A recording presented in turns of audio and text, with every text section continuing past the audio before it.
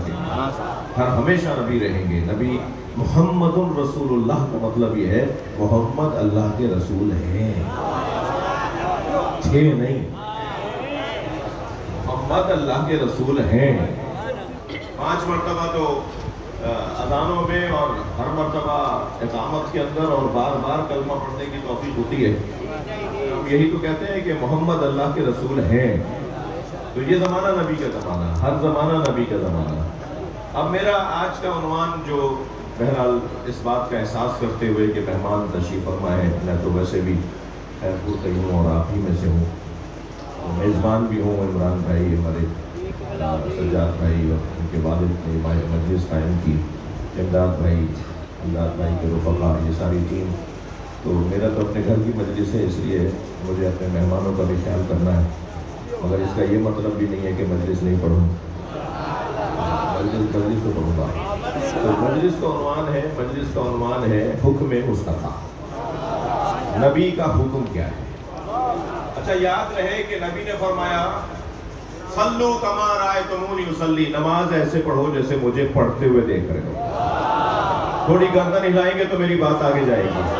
نبی نے یہ نہیں فرمایا صلو کما اصلی، نماز ایسے پڑھو جیسے میں پڑھ رہا ہوں، بلکہ فرمایا نماز ایسے پڑھو جیسے مجھے پڑھتے ہوئے دیکھ رہے ہو۔ یعنی گویا نبی اللہ کی نماز بھی چاہتے ہیں اور اپنا دیدار بھی چاہتے ہیں۔ مجھے دیکھو بھائی، نبی کہہ رہے ہیں مجھے دیکھو، میں کیسے نماز پڑھ رہا ہوں۔ اچھا نماز ہی نہیں، روزہ کیسے کھول رہا ہوں، حج کیسے کر رہا ہوں۔ سرکار نے ایک ہی دفعہ حج کیا، مگر وہ قانون بن گیا، وہ دستور بن گیا، وہ شریعت بن گئی۔ اور اللہ نے ایک قاعدہ دے دیا، وما آتاکم الرسول فخذوہ، میرا رسول جو دے وہ لے لو، وما نہاکم عنہ فانتہوا، اور جس سے میرا رسول روکے اس سے رک جاؤ۔ تو قاعدہ یہ بنا جو نبی دے وہی لینا ہے، اور نبی جس سے روکے اسی سے رکنا ہے، اسی سے اپنے آپ کو بچانا ہے۔ اب مثلا نماز کے لیے فرمایا کہ جیسے میں نماز پڑھ رہا ہوں ایسے نماز پڑھو۔ بلال حبشی کہتے ہیں جیسے کیا فرمایا سرکار نے، جیسے میں مجھے نماز پڑھتے ہوئے دیکھ رہے ہو ایسے پڑھو۔ جی صلو کما رأیتمونی، نماز ایسے قائم کرو جیسے مجھے پڑھتے ہوئے دیکھ رہے ہو۔ سلمان فارسی کہتے ہیں کہ میں نبی کا دیدار کرنے جاتا تھا، نماز بھی ہو جاتی تھی۔ یعنی یہ کیسا وجود ہے کہ جس کا دیدار اللہ کی نماز کروا دیتا ہے۔ اور شاعر کہتا ہے کہ ادائے دید سراپا نیاز تھی میری۔ آپ بھی مجھے دیکھ رہے ہیں نا اس وقت آپ مجھے دیکھ رہے ہیں، یہ آپ کا دیکھنا، میرا آپ کو دیکھنا، یہ دیکھنا بھی مختلف ہے۔ ہر آدمی ایک جیسی نگاہوں سے نہیں دیکھ رہا ہوتا ہے، جیسا من میں گزر رہا ہوتا ہے ایسے ہی آنکھوں سے نکل رہا ہوتا ہے۔ تو نیتوں کی بنیاد پر دید ہوتی ہے، کوئی تو کچھ اور دیکھنے کے لیے کچھ اور دیکھ رہا ہوتا ہے۔ بہت سے لوگ تو خانہ کعبہ کے غلاف میں گم ہو جاتے ہیں۔ حاجی حضرات گئے ہوئے نا، خانہ کعبہ کے غلاف سے ہی نہیں نکل رہے، کیسا تار لگا ہوا ہے، کیسا سونا لگا ہوا ہے، کیسے نگار بنے ہوئے ہیں۔ کچھ لوگ ہوتے ہیں جو خانہ کعبہ کے دروازے میں ہی لٹکے رہتے ہیں، کچھ لوگ ہیں جو خانہ کعبہ کے پرنالے میں ہی بہتے رہتے ہیں، اور کچھ لوگ ہیں جو بیت سے بیت تک پہنچتے ہیں، اور کچھ لوگ ہیں جو بیت سے اہل بیت تک پہنچتے ہیں۔ تو کہیں سے کہیں تک جانا ہے نا، یعنی ہماری منزل کوئی اور ہے، ہمیں جانا کہیں اور ہے۔ یہ تو سنگ میل ہے، کعبہ منزل نہیں ہے۔ تھوڑی گردن آئیے گا، کعبہ منزل نہیں ہے، کعبہ سنگ میل ہے، کہیں اور پہنچانے کا ذریعہ ہے۔ کعبہ اللہ تو نہیں رہتا خانہ کعبہ میں۔ اگر سارے مسلمان یہ عقیدے کو رکھتے ہیں تو وہ مسلمان ہی نہیں ہے، کعبے میں اللہ نہیں رہتا۔ اگر ہم کہیں جی توحید سمجھائیں، اللہ رانی پور میں بھی ہے، اللہ کعبے میں بھی ہے، اللہ کہاں نہیں ہے؟ پھر یہ کعبہ کیا ہے؟ کعبہ تو ہمیں مرکز سے جوڑنے کا بہانہ ہے کہ کسی طرح تم مرکز سے جڑے رہو، اپنا گھر گم نہ کرنے پاؤ۔ یہ کہتے ہیں نا کہ صبح کا بھولا شام کو بھی گھر آ جائے تو غنیمت ہے۔ تو وہ گھر ہوگا تو وہ واپس آنے کی بات کرے گا نا، کوئی منزل تو ہو جہاں جانا ہے اس کو۔ تو یہ جو دیکھنا ہے نا، یہ آپ بھی مجھے دیکھ رہے ہیں، میں بھی آپ کو دیکھ رہا ہوں، یہ دیکھنا مختلف ہے، ہر ایک کا دیکھنا ایک جیسا نہیں ہے۔ نبی مکرم کو بھی اللہ قرآن میں بیان کر رہا ہے کہ میرے حبیب تمہیں بہت سے لوگ دیکھتے ہیں مگر تمہارے ذریعے کچھ اور دیکھتے ہیں، بلکہ تمہیں دیکھ کر تمہیں نہیں دیکھتے۔ تراہم ینظرون الیک، اے میرے حبیب تم نے انہیں دیکھا کہ یہ تمہاری طرف دیکھ رہے تھے، وہم لا یبصرون، مگر تم انہیں نظر ہی نہیں آ رہے تھے۔ ہاں ایسا بھی تھا، نبی کو دیکھنے والوں کو نبی نظر نہیں آتے تھے۔ تو یہ دیکھنا بھی مختلف ہے۔ اب شاعر کہتا ہے ادائے دید سراپا نیاز تھی میری، میرا یہ دیکھنا، یہ نیاز بندی، یہ فقیری تھی میری، کسی کو دیکھنا ادائے دید سراپا نیاز تھی میری، کسی کو دیکھتے رہنا نماز تھی میری۔ وہ جو منزل ہے نا، وہ جو منزل ہے وہ ہے در حقیقت اس وجود تک اپنے آپ کو پہنچانا جو خود اللہ ہے۔ یعنی نماز ذریعہ ہے ذات کردگار تک پہنچنے کا، روزہ ذریعہ ہے اللہ تک پہنچنے کا۔ یہ جتنے بھی عبادات ہیں یہ منزلیں نہیں ہیں، یہ رستے ہیں، یہ ذریعے ہیں، کہیں اور پہنچنا ہے۔ اب جہاں پہنچنا ہے وہ جگہ کیا ہے، توجہ چاہوں گا۔ سرکار معراج پر گئے، جسے قرآن نے کہا وَهُوَ بِالْأُفُقِ الْأَعْلَىٰ، میرا نبی سب سے بلند مقام پہ تھا۔ عند سدرۃ المنتہا، میرا نبی سدرۃ المنتہا پر تھا۔ وہ جگہ کہاں ہے جہاں نبی گئے تھے؟ تھوڑا گردن ہلائیے گا اگر بات جاری ہے۔ بھائی وہ نبی گئے کہاں تھے؟ ساتویں آسمان، تو کہاں وہ آسمان یعنی بلندیوں پر، یعنی معاذ اللہ اگر میں اشارہ کروں کہ اللہ سدرۃ المنتہا اور عرش جو ہے وہ اوپر ہے، تو جیسے ہی میں نے کہا نا وہ اوپر ہے، مولا علی کا ڈنڈا آ جائے گا، اللہ کو اشارہ نہ کرو۔ مولا علی ناراض ہو رہے ہیں اپنے شیعوں سے، اپنے چاہنے والوں، خبردار اللہ کی طرف اشارہ نہ کرنا، جس کی طرف اشارہ کیا جائے وہ محدود ہو جاتا ہے، اور جو محدود ہو جائے وہ سمد نہیں ہوتا، جو سمد نہ ہو وہ اللہ نہیں ہوتا۔ تو پھر کہاں ہے بھائی معراج کہاں ہوئی تھی؟ جب اللہ کو ہم کہیں محدود نہیں کر سکتے، مولا علی نے روکا ہوا ہے نہج البلاغہ میں خطبہ علی کا، تو پھر جب اللہ کو کہیں ہم محدود نہیں کر سکتے تو معراج ہوئی کہاں تھی؟ اگر سمتوں کی طرف اشارہ کریں گے، رخ بدلیں گے، اشارے کریں گے اللہ کے لیے، یہ توحید کے خلاف ہے۔ اور یاد رہے میرے بچوں جوانوں، میں آپ کو ہوشیار کر رہا ہوں، جتنی اچھی توحید علی والوں کی ہے نا، کسی اور کی نہیں ہے۔ ہمیں کوئی اللہ نہ سمجھائے، ہم نہج البلاغہ بھی رکھتے ہیں اور صحیفہ سجادیہ بھی رکھتے ہیں۔ اللہ سے بات کرنے کا ڈھنگ عرفات کے میدان میں حسین سکھاتے ہیں، اللہ سے بولنے کا طریقہ امام سجاد بتاتے ہیں۔ لہذا یہ ساری تعلیمات ہمارے پاس ہیں۔ وہاں تو ابھی یہی بحث ہو رہی ہے کہ ان کی سند کیسی ہے، ان کے راوی کون ہیں۔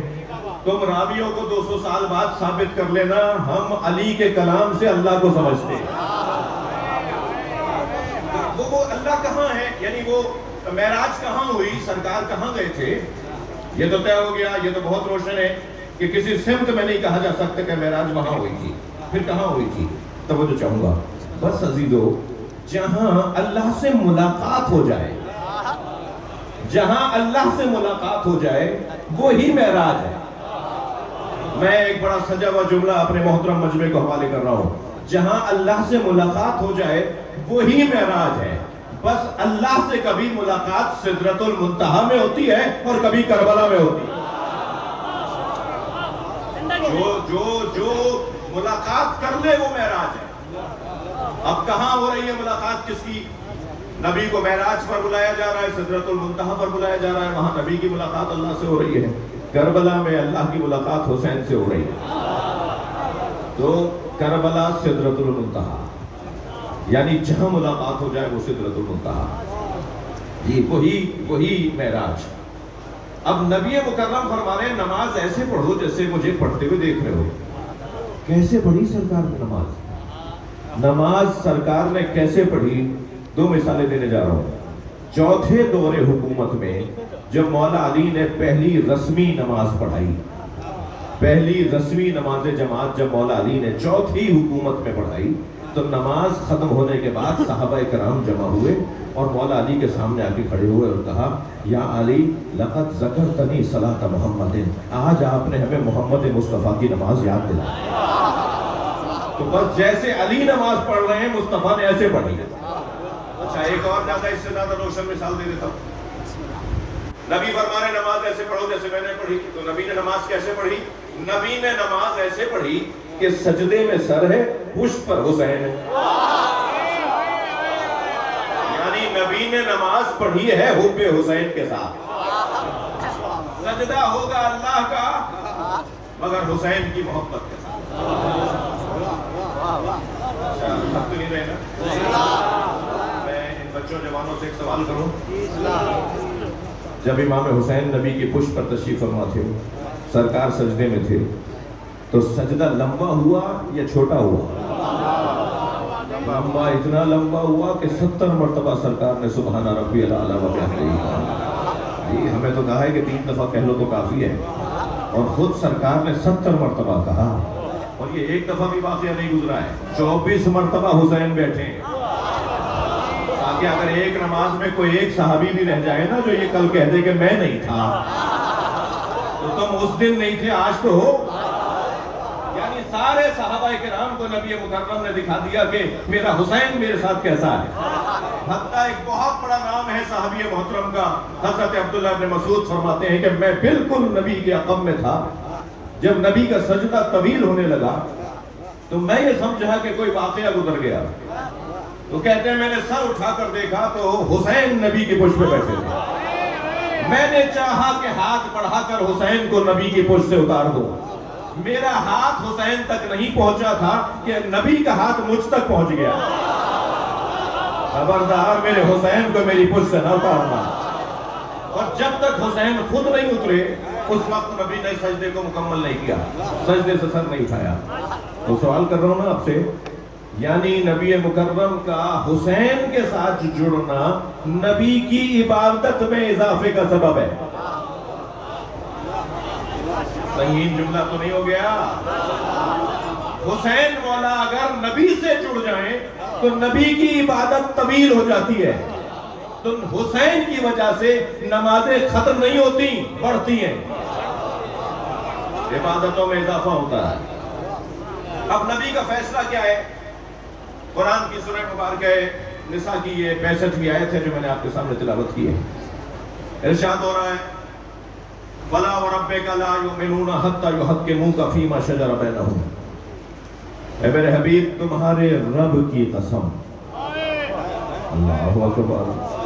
پیار تو دیکھیے، اللہ اپنی ہی قسم کھا کے کہہ رہا ہے تمہارے رب کی قسم. خود اللہ اپنی قسم کھا رہا ہے مگر کہہ ہی رہا ہے تمہارے رب کی قسم. کسی عبد کے لیے کتنا بڑا مقام ہے کہ اس کا معبود اس کی وجہ سے پہچانا جائے. نبی کی وجہ سے اللہ پہچانا جا رہا ہے. تمہارے رب کی قسم وہ مومن ہی نہیں ہو سکتا جو آپ کے فیصلے کو نہ مانے.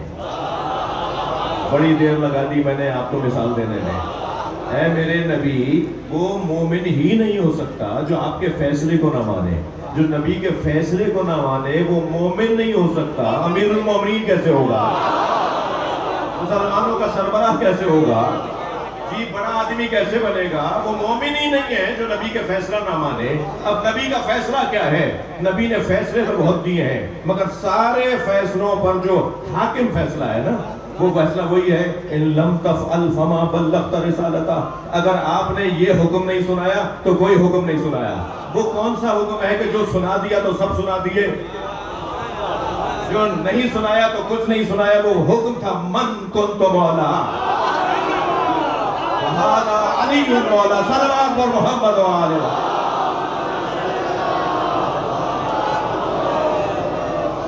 نبی کے فیصلوں میں سب سے بڑا فیصلہ ولایت علی کا فیصلہ.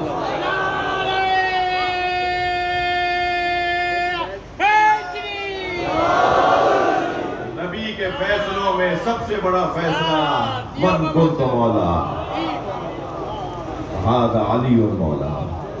مجھے اندازہ ہے گرمی ہے مگر یہی تو حسن ہے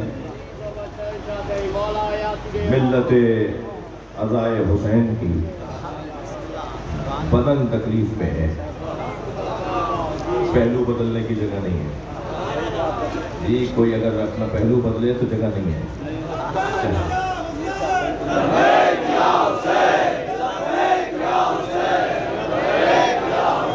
اچھا اگر یہ نعرہ لگانا ہے تو پھر سب لگائیں گے. میں ایک دفعہ کہہ دیتا ہوں لبیک یا حسین.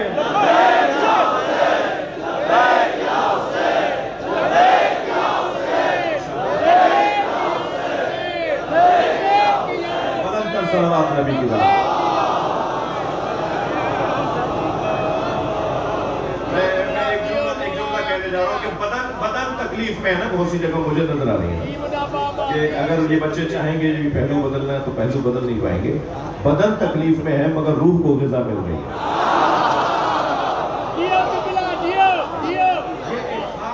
ये खास जायका है जो हमें आ रहा है, उन्हें आ ही नहीं रहा जिन्होंने इस घड़े से पानी नहीं पिया।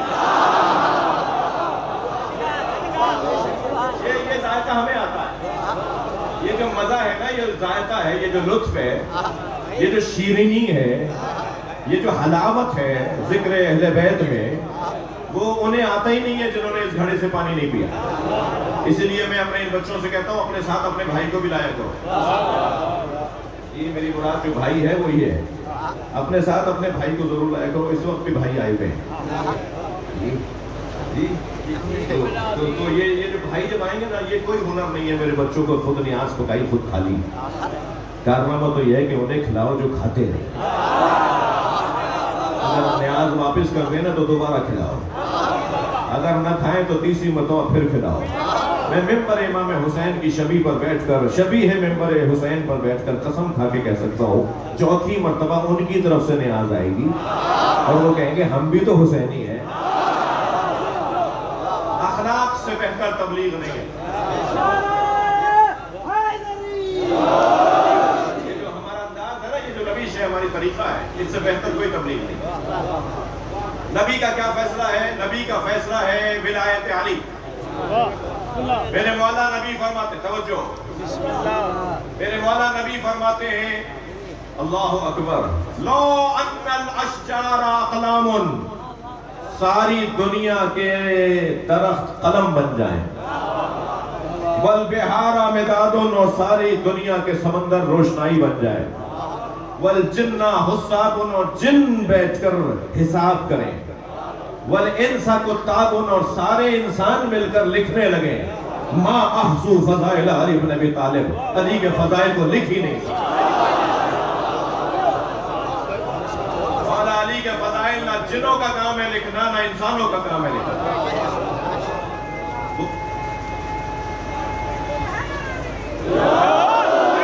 कुरान मजीद सूरह मुबारक फुरकान की एक हसीन आयत आपको हदिया कर रहा हूँ।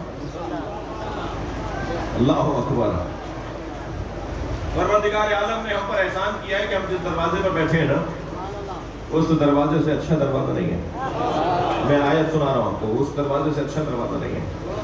कौन कहां बैठा है मुझे इससे गरज नहीं है, अगर हम जहां बैठे हैं वहां से जन्नत का रास्ता बनता है, तरक्की की राहें खुलती हैं। सबसे, ये जुमला मैं तकरार नहीं करता हूँ, बार बार कहता हूँ, यहाँ भी तकरार कर रहा हूँ, सबसे बड़ी इस मजलिस की बरकत यह है कि इस मजलिस के जरिए से अमीर और गरीब का फर्क मिटता है। इस मजलिस की एक बरकत यह है कि यहाँ तमीज मिट जाती है कि कौन फैक्ट्री का मालिक है और कौन फैक्ट्री का मजदूर है। और इस मजलिस का एक असर यह है कि जो इस मजलिस में आता है वो जूतियां उतार के आता है। हम सब जूतियां उतार के फर्श अज़ब पर आते हैं ना। मौला अली ने जूतियों का नाम दुनिया रखा है, हम अपनी दुनिया बाहर छोड़ कर आते हैं। जिसकी जो हैसियत है वो बाहर है, मजलिस में आकर फकीर हुसैन। जितने भी यहाँ आए बैठे हैं सब इमाम हुसैन के फकीर हैं। अगर कोई अरबपति है वो भी फकीर है, कोई ठेला छोड़कर आया है वो भी हुसैन का फकीर है। अल्लाह हम सबको हुसैन मौला का फकीर बना दे। याद रहे, जो हुसैन का फकीर हो जाता है वही कायनात का अमीर हो जाता है।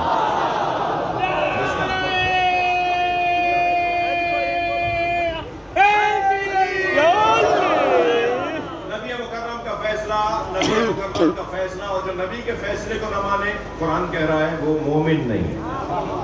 नबी का सबसे बड़ा फैसला है मोहब्बत अली। अल्लाह भी चाहता है, रसूल भी चाहते हैं कि मौला अली की बात ज्यादा हो।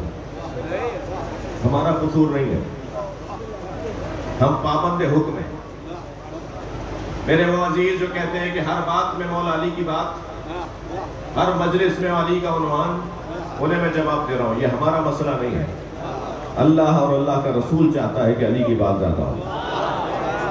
सूरह मुबारक मायदा की 55वीं आयत में अल्लाह इरशाद फरमाता है, इन्नमा वलियुकुमुल्लाह व रसूलुहु वल्लज़ीना आमनु वल्लज़ीना युक़ीमूना अस्सलाता व यूतूना ज़काता व हुम राकिऊन। तुम्हारा वली अल्लाह है, ला इलाहा इल्लल्लाह। तुम्हारा वली अल्लाह का रसूल है, मुहम्मदुर रसूलुल्लाह। तुम्हारा वली वो है जो ईमान लाया, जिसने ज़कात अदा की,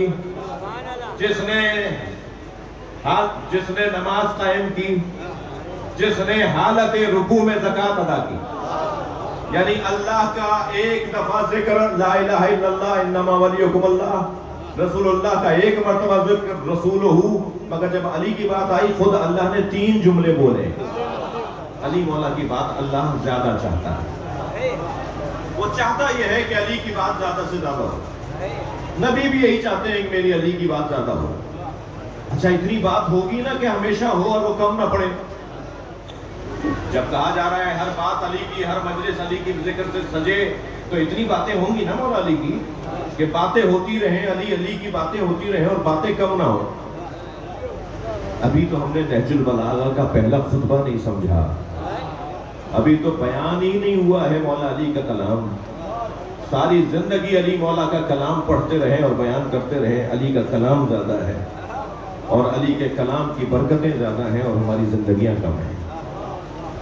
मैं इन बच्चों जवानों से मौला अली के कलाम से इस्तिफादा करते हुए एक हदीस मौला की हदिया करूंगा। देखिए, पहले तो तय कर लो कि ये दुनिया है, ये आखिरत और जन्नत नहीं है जिस दुनिया में हम रह रहे हैं। यहाँ 10 लाख रुपए सैलरी लेने वाला भी परेशान है और 100 रुपए बचा के लाने वाला भी रोजाना परेशान है। यहाँ कोई खुश नहीं रहेगा, यहाँ कोई खुश नहीं रहेगा, यहाँ सब परेशान रहेंगे, यहाँ सब उलझनों में रहेंगे। एक पीर साहब के पास एक साहब आए, कहने लगे पीर साहब दुआ कर दीजिए, मेरे सर में दर्द है। उन्होंने दुआ कर दी, दुआ खत्म हुई तो कहा पीर साहब दुआ कर दीजिए, मेरे कमर में भी दर्द है। उन्होंने वो भी दुआ कर दी। जैसी दुआ खत्म हुई कहने पीर साहब दुआ कीजिए, मेरे पैरों में भी दर्द है। अब इनके बदन के दर्द को दूर करने के बाद जैसे पीर साहब ने सोचा कि अब ये खामोश हो जाएगा, कहने लगा मेरी बीवी के सर में भी दर्द है। तो पीर साहब ने उलझ के कहा भाई ये दुनिया है, जन्नत नहीं है, यहाँ सारे दर्द ही दर्द है। तुम कितनी दुआएं करवाओगे मुझसे? तो ये दुनिया है ना, यहाँ तो सबको परेशान रहना है, यहाँ सब कोई चैन से नहीं रहेगा। ये वक्त गुजर जाएगा। वो बड़ा मशहूर वाक़या है, महमूद गजनवी का नौकर अयाज, जब वजीरों ने कहा कि आप अयाज को इतनी अहमियत क्यों देते हैं, तो नौकर है तो गुलाम है। तो महमूद गजनवी ने कहा ये ज़हीन है इसलिए मैं इसको अहमियत देता हूँ। तो कहने लगे जी क्या सबूत है कि ये ज़हीन है? ठीक है अभी सबूत ले लेते हैं। कोई एक जुमला बताओ, सारे वजीरों से कहा कोई एक जुमला बताओ जो मुझे खुशी में भी काम आए, जो मुझे गम में भी काम आए। बहुत खुश हो रहा हूँ तब भी वही एक जुमला मेरे काम आए, बड़ी परेशानियां लाहक हैं तब भी वही जुमला काम आए। बड़े बड़े वजीरों से पूछा, किसी ने कुछ बताया, किसी ने कुछ बताया, मगर वो जवाब नहीं था।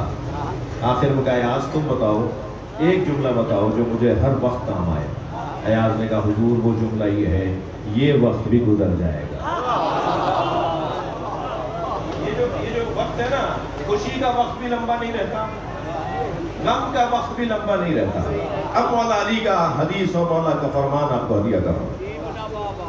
परेशान लोग, उलझनों का शिकार लोग, फसलों के से मुतासिर लोग, नौकरी पेशा लोग, मजदूर तबका लोग, जो देखें आप, जिससे मिले आप, कोई ना कोई से परेशानी जरूर है। अब उसके लिए मौला अली क्या फरमा रहे हैं? मौला अली फरमा रहे हैं अब तहरो यौमान, जमाना 2 दिन का है, यौमुन लका व यौमुन अलैका, एक दिन तेरे हक में रहेगा, एक दिन तेरे खिलाफ रहेगा। अली मौला ने तो पहले ही बता दिया था ना कि एक दिन तुम्हारे खिलाफ रहेगा। अगर आज का दिन मेरे हक में चल रहा है और ये दिन 10 साल पर मुश्तमिल हो गया, 10 साल से मेरे हक में दिन चल रहा है, तो मुझे तैयार रहना चाहिए ना कि परेशानी का दिन भी आ सकता है। या अगर आज परेशानी मेरी चल रही है और 20 साल से मैं परेशान हूँ, तो मौला अली ने बता दिया है कि एक दिन और आएगा जो तेरी आसाइशों का दिन है। तो अली मौला ने अपने चाहने वालों को तैयार किया है कि परेशानी के लिए भी तैयार रहो और खुशहालियों के लिए भी तैयार रहो। वैसे मैं आपको इतना बता दूं, अली वालों के लिए परेशानियां ज्यादा हैं, खुशियां कम हैं। मेरे मौला का एक और फरमान फरमाते हैं मन यस्तइद لحبنا اہل البیت فلیستعد الفخرج البابا. اگر کوئی چاہتا ہے کہ ہماری محبت کو اپنائے وہ پریشانیوں کے لیے تیار ہو جائے. علی مولا کے چاہنے والوں کو پریشانیاں ہونی ہیں. اور رب قریب ہے میرے عزیزوں. کچھ عرصے کے بعد، کچھ ہی دنوں کے بعد ایام عزا شروع ہونے کو ہے. دو باتوں کا خیال میرا شیعہ بچہ کرے گا، کم سے کم دو باتوں کا خیال.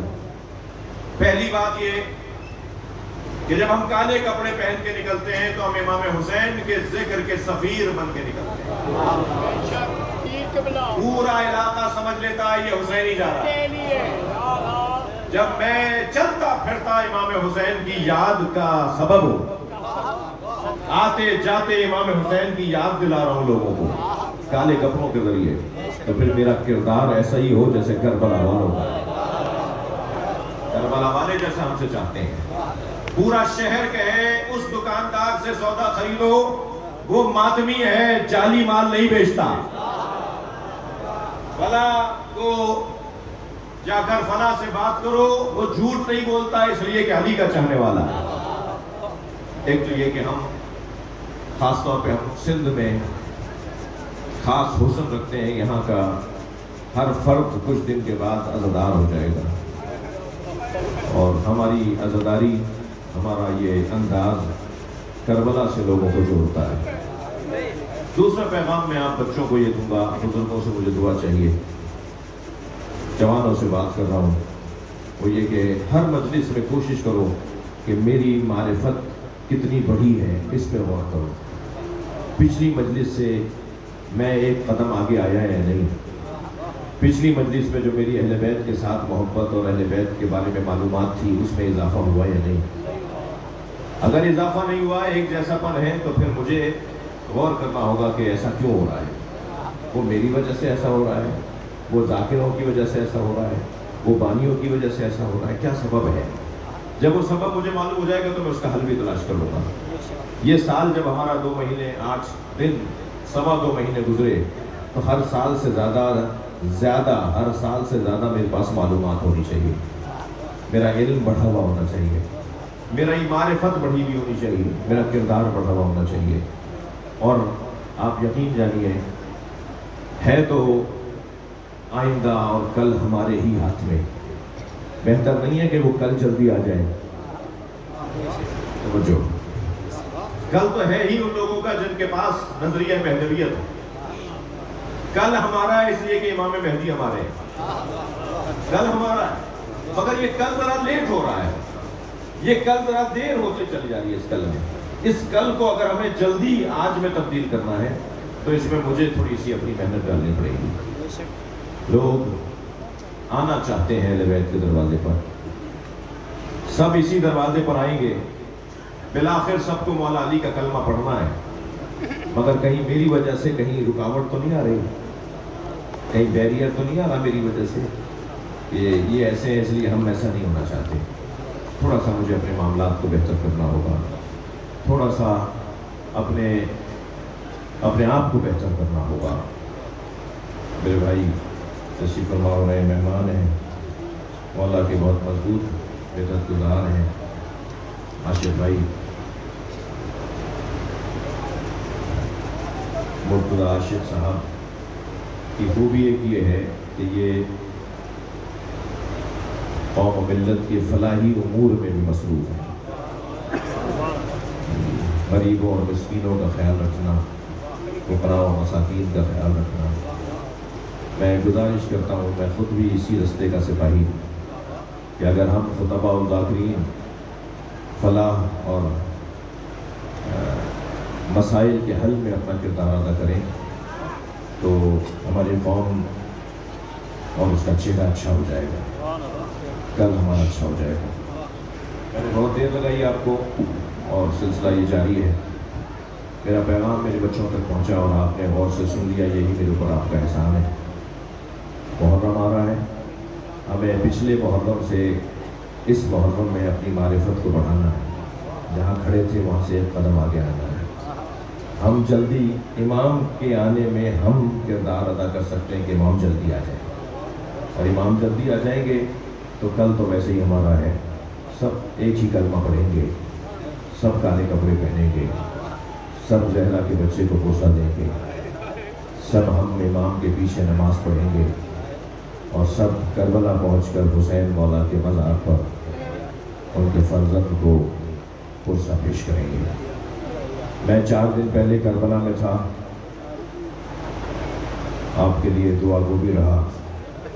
شدید گرمی کے باوجود لاکھوں کی تعداد تھی عرفہ پہ جو امام حسین کو سلام کرنے آئی تھی۔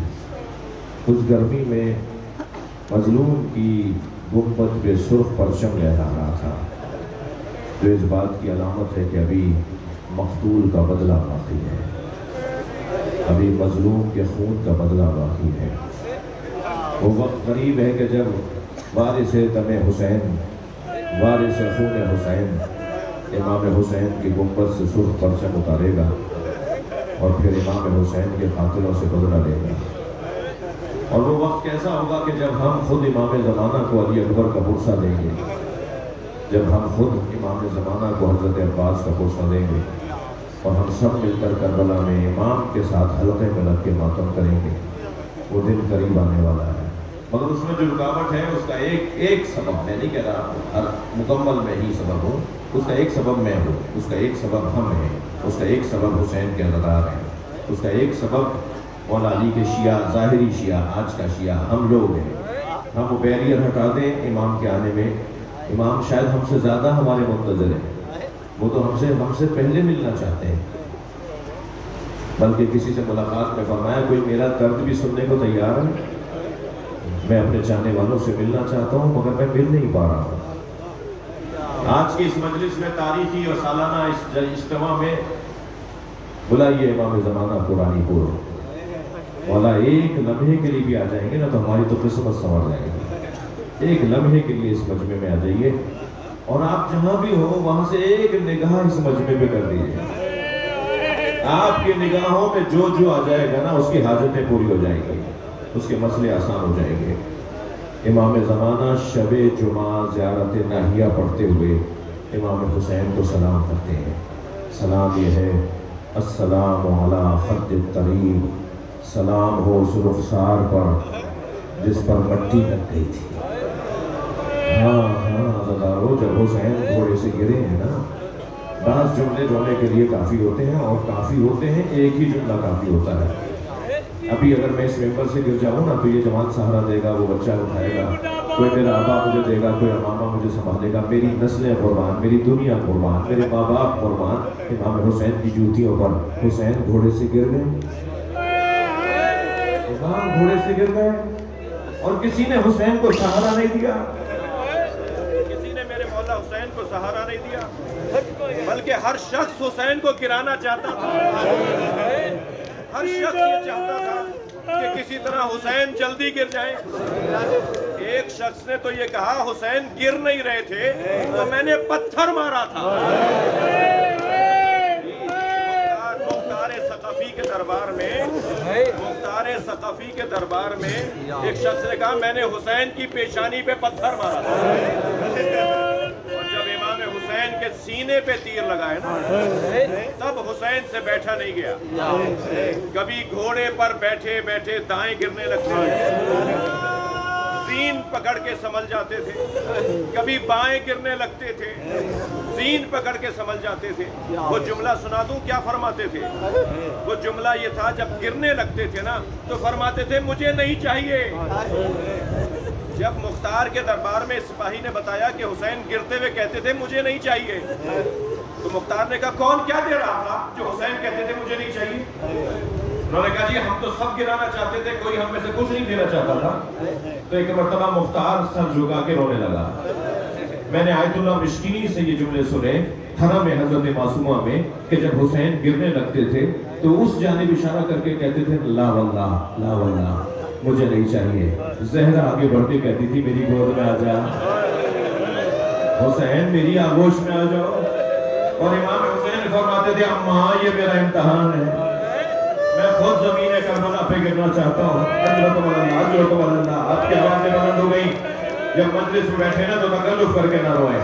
میں 2 منزلیں لوں گا اور اپنے حصے کی عبادت کو مکمل کروں گا. حسین مولا گھوڑے سے گرے اور جیسے ہی زمین پر آ کے گرے نا. اچھا میں نے ایک جملہ پھر دوہرا دیا.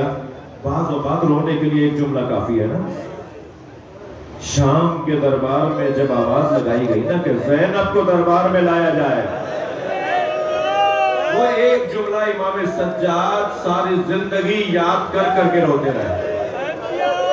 وہ وقت ہم اہل بیت پہ بڑا سخت تھا جب ہماری پھوپھی زینب کو دربار میں لایا گیا. امام حسین زمین پر آ گئے. پسر صاحب نے آواز دی, خبردار کوئی ذوالجلال کو تیر نہ مارے. میں نے بچپن میں نبی کو اس پہ بیٹھے دیکھا ہے. جاؤ جا کر اسے پکڑ کر لاؤ, میں اسے تبرک کے طور پر اپنے پاس رکھوں گا. رونا تو اسی کا ہے. نبی کی سواری تمہیں یاد رہی, نبی کے پشت پہ بیٹھنے والا سوار یاد نہیں رہا. نبی کے دوش پر بیٹھنے والے حسین کو گرا دیا, اور نبی جس گھوڑے پر بیٹھتے تھے وہ ذوالجلال تمہیں یاد رہا. خبردار کہنے لگا, خبردار کوئی ذوالجلال کو تیر نہ مارے. سپاہیوں کو کائی سے پکڑ کر لے کر آؤ. سپاہی آگے جاتے تھے, 5-5, 10-10 سپاہی آگے جاتے تھے. ذوالجلال اپنے پیروں سے انہیں زخمی کرتا تھا. سنیں گے آیت اللہ رسولی محلاتی نے یہ روایت لکھی ہے, 80 سپاہیوں کو ذوالجلال نے زخمی کیا. کسی کو قریب نہیں آنے دے رہا تھا. جب بہت سے سپاہی زخمی ہو گئے تو پیسارے ساتھ کی آواز آئی, چھوڑ دو اسے, سپاہی پیچھے آ جائیں, گھوڑے کو چھوڑ دو, ذوالجلال کو چھوڑ دو, دیکھو یہ کرتا کیا ہے. جب گھوڑے نے دیکھا نا کہ سپاہی دور ہو گئے تو اس نے دائیں اور بائیں دیکھنا شروع کیا, تو اسے اندازہ ہوا کہ حسین سے دور ہو گیا. جہاں اتارا تھا نا ابھی وہاں نہیں کھڑا ہوا, یہ اپنی حفاظت میں دور آ گیا ہے, اپنے آپ کو بچاتے ہوئے دور آ گیا ہے. تو دوڑا اسی طرف جہاں حسین کو اتارا تھا. ہاں حضرات کچھ منظر دیکھیے کہ کیا بنا ہوگا. ذوالجلال دوڑا اس جانب جہاں امام حسین کو اتارا تھا, مگر رونے والوں ذوالجلال کو دیر ہو گئی تھی. حسین کا سر کاٹا جا چکا تھا, میرے مولا کے گردن سے خون نکل رہا تھا. اس نے اپنی پیشانی کو امام حسین کے خون سے رنگین کیا اور زمین کربلا پہ پیر مارنے لگا جیسے ماتم کر رہا ہو, اور ماتم کرتا ہوا دوڑا ہے خیمہ گاہ کی طرف. بس آخری جملہ کہہ رہا ہوں, آپ کی میرے حصے کی عبادت مکمل ہوئی. یہ خیموں کی طرف گیا ہے. کیوں جا رہا ہے؟ جا کے بتائیں نا کہ حسین مارے گئے. اللہ اکبر. کتنی دفعہ سنا ہے آپ نے کہ بیٹیوں کو باپ سے پیار ہوتا ہے, باپ بھی بیٹیوں سے پیار کرتے ہیں. میں نے کربلا کے میدان میں دیکھا, ذوالجلال ڈھونڈ رہا تھا سکینہ کہاں, اور اسی خیمے پہ جا کے روکا جس خیمے میں سکینہ تھی. اور جب زمین پر پیر مارے نا تو بی بی کو آواز آ گئی کہ بابا کا گھوڑا آ گیا. سمجھداریاں قربان ہو علی کی بیٹی پر, سمجھداریاں قربان ہو حسین کی سکینہ پر. انتہائی وقار کے ساتھ قدم اٹھائے, گھوڑے کے برابر میں جا کے کھڑی ہوئی. ذوالجلال نے گردن جھکا دی. بی بی نے اس کے سر پہ ہاتھ رکھ کے بس ایک سوال کیا, اور سوال یہ تھا, یا جواد و ابی حل سقیا ابی ام قتل عطشانا. اے میرے بابا کے با وفا گھوڑے, مجھے بس اتنا بتا دے, پانی پلا کر مارا؟ میرا بابا پیاسا بہت تھا.